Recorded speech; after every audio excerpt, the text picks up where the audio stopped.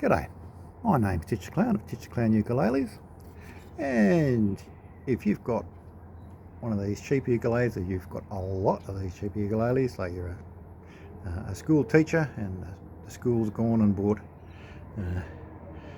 100 or so of these Makala dolphins for the 6th graders, or the 5th graders, or the 3rd graders, or wherever you're teaching, basically you all know that they're not going to be the best ukuleles in the world. You put your finger there on the 3rd fret, you press down, and what you get, you can see there's a lot of movement there.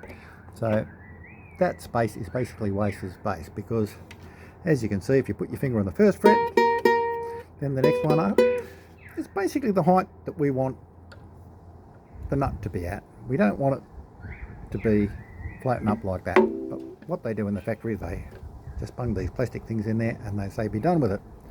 Now, the height of the fret is about 1 millimetre.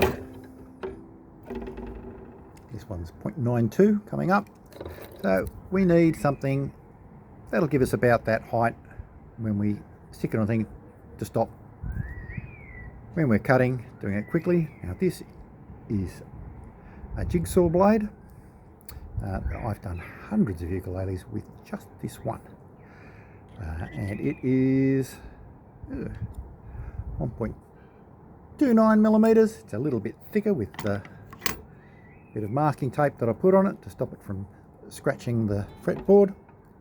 We can just slip that between the strings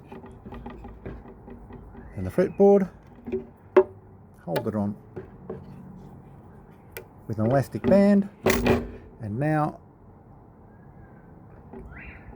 that little jigsaw blade is going to stop whatever we use to cut our string notches with at a height which will make the ukulele just that little bit easier to play. Now, what are you going to be able to use to cut those slots? When I'm making a ukulele, I start off with one of these, which is actually the right width for the 2 outer strings. You want to move to something slightly thicker. This is just a standard hacksaw blade. Or you can move on to something like this half round file, which I've used on a ton of ukuleles, and it basically keeps, because it's got a sort of a V shape there, it holds the string in place and doesn't bind, just does the job. So basically we just stick it on top, keep filing till we hit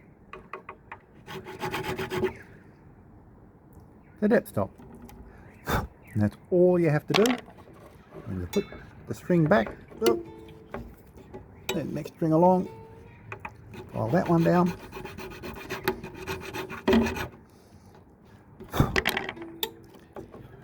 and there we have a